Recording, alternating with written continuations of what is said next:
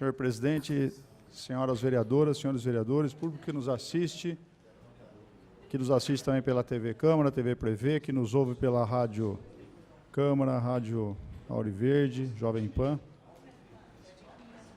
e Rádio Câmara.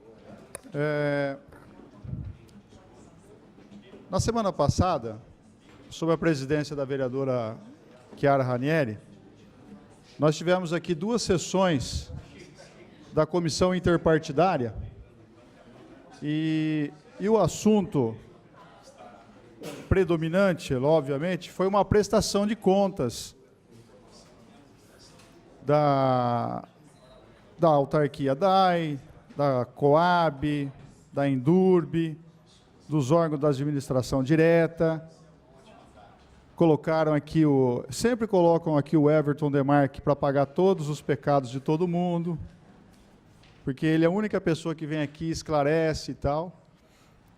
Alguns secretários se fizeram presentes, mas eu peguei no final de semana todo aquele material e nós temos assim, pelo menos eu tenho a obrigação de fazer uma leitura muito mais minuciosa daquilo ali. Não pode simplesmente chegar aqui, fala um monte de número, como o próprio doutor Segala disse, é uma quantidade de números enorme e aí sem um pouco de objetividade. A gente não fica sabendo, de fato, o que está acontecendo com a prefeitura. Mas eu fiz algumas anotações aqui que eu acho pertinente as pessoas que nos ouvem que prestem atenção. A prefeitura municipal, uma prefeitura municipal é como se fosse a nossa casa. Nós temos uma fonte de receita e nós temos as nossas despesas. Quando as nossas despesas ultrapassam aquilo que ganhamos, obviamente eu vou ter problema lá com o cartão de crédito, vou ter problema lá com o cheque especial, vou ter problema com dívida, enfim.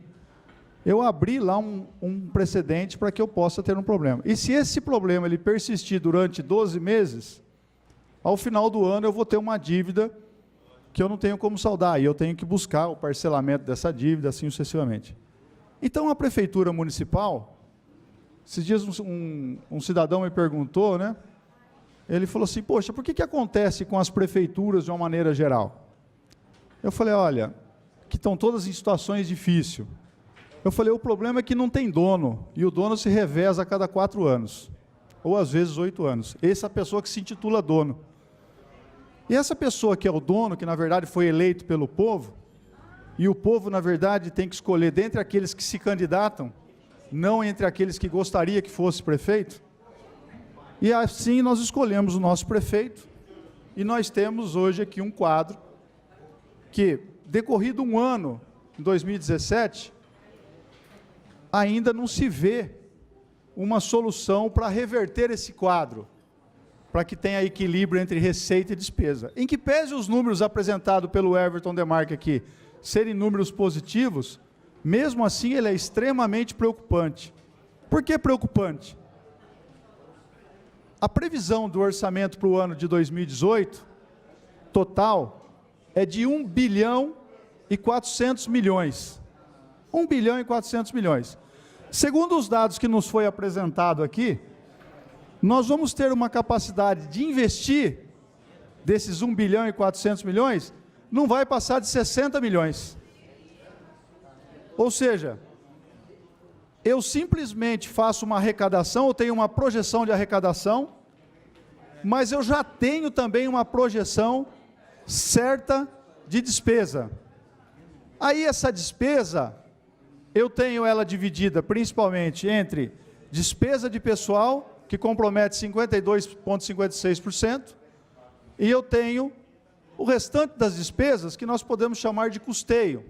E aí sobra, nesse final da conta, sobra lá 40, 50, 60 milhões para investir. É muito ou é pouco para Bauru? Não é nada. Não dá para fazer praticamente nada.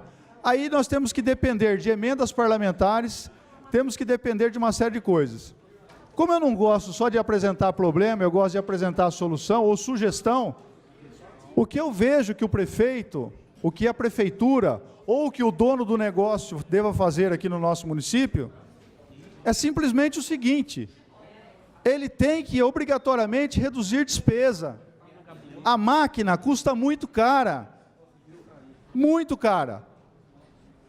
Veja agora os senhores, como é que o prefeito agora vai enfrentar uma situação em que os servidores, por meio do seu sindicato, exige uma reposição salarial de 21%. Me desculpe o pessoal do sindicato, sabe quando que vocês vão ter um aumento desse? Nunca. Nunca. Prefeitura, se ela der 2%, o prefeito incorre no crime de responsabilidade, de improbidade administrativa. Mais 2%. A prefeitura está desesperada para reduzir pelo menos 2% ou quase 3% desse percentual. Por isso que foi aprovada a lei das OS. Então, analisando todas as fontes de receita do nosso município, eu posso citar algumas delas, como por exemplo, qual é a principal receita que nós temos hoje no município? Para que todos saibam, a principal fonte de receita nosso é o ICMS, que é um tributo estadual. Agora, por que esse tributo ele colabora enormemente para nós? Porque tudo aquilo que circula de mercadoria no nosso município, de negócio, gera imposto. Uma parte vai para o Estado e outra parte vem para o município. A segunda maior fonte de renda nossa é o nosso ISS. A terceira é o IPTU, com 88 milhões. A quarta é o IPVA, que é um tributo estadual. A quinta é o Fundo de Participação do município. Ou seja, nós temos aqui N fontes de receita. Agora, como é que faz para aumentar essa receita? Para aumentar essa receita, não é fazendo PAC com o Ministério Público, o TAC com o Ministério Público, e alugando terra para gente acampada. Para arrumar recurso para a nossa cidade, nós temos que incentivar a vinda de indústrias, de empresas, para aumentar a receita do ICMS, para aumentar a receita do ISS, para aumentar o imposto retido na fonte, enfim. Nós temos que trazer receita para o nosso município, porque o governo, nesse primeiro ano, ele já se demonstrou incapaz de reduzir despesa. A despesa de pessoal, ele não vai retirar o aumento do trabalhador, ele não vai reduzir salário, porque ele não pode. Mas se a lei de responsabilidade fiscal, para que todos saibam, o prefeito, quando ele está com a corda no pescoço, ele pode demitir. E ele começa demitido, sabe por quem? Por funcionários comissionados, que são os cargos de confiança. Segundo, ele vai para os temporários, que nós não temos em Bauru. E terceiro, o prefeito pode demitir até mesmo um funcionário que tem estabilidade. Saibam disso. Então, os funcionários também devem se atentar para isso, porque o emprego de vocês está correndo risco. E como é que faz para melhorar isso? Trazendo indústria, trazendo emprego e principalmente diminuindo despesa. E a despesa não é só a despesa de pessoal, é a despesa do custo da máquina. A máquina custa muito caro. Se essa máquina continuar custando muito caro, chega no final do ano, eu não tenho dinheiro para investir, eu não tenho dinheiro para asfaltar uma rua, eu não tenho dinheiro para construir uma caixa d'água, eu não tenho dinheiro para nada. E não adianta ficar chorando e reclamando, é isso que acontece. Então o que a gente precisa e necessita é de um verdadeiro choque de gestão, mas com coragem. Não manter o conservadorismo, não manter os acordos que foi feito na véspera de campanha, para agradar esse ou aquele. É preciso mudar, não é possível uma coisa dessa. Senão nós vamos passar aqui 3, 4 anos aqui, sempre falando a mesma coisa. E a vereadora Chiara, presidindo a comissão interpartidária, ela sempre analisando os mesmos números e os mesmos problemas permanecem, não muda. Para se ter uma ideia e para finalizar, a receita total, da receita corrente líquida, em 2016 para 2017, nós aumentamos só 3%. Nós aumentamos a nossa receita em 3%, mas as nossas despesas, só de pessoal, subiu 6,8%. As nossas despesas total, que é custeio mais pessoal, subiram 9,4%. Se eu aumento minha receita em 3% e aumento minha despesa em 9%, qual foi o nosso prejuízo? 6%.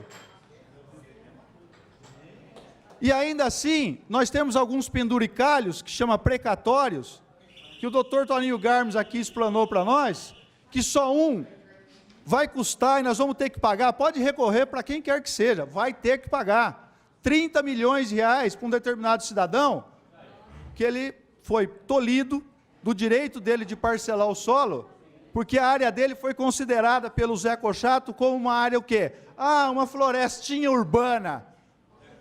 A florestinha urbana já custou para a gente 30 milhões, e outras florestinhas urbanas vão custar muito mais. Vão custar muito mais. Por quê? Por causa desse retrocesso do negócio chamado área de proteção ambiental, que ficou travando o nosso município aí por anos. Essa que é a grande verdade. Na próxima, na minha explicação pessoal, eu vou falar exclusivamente sobre Coab. Eu não vou me descansar enquanto não houver uma mudança, uma postura, não houver uma mudança de gestão, de direção daquele órgão que é excessivamente prejudicial à nossa cidade. Vou mostrar os números aqui. Nós não podemos falar amém para o nosso articulador político. Muito obrigado.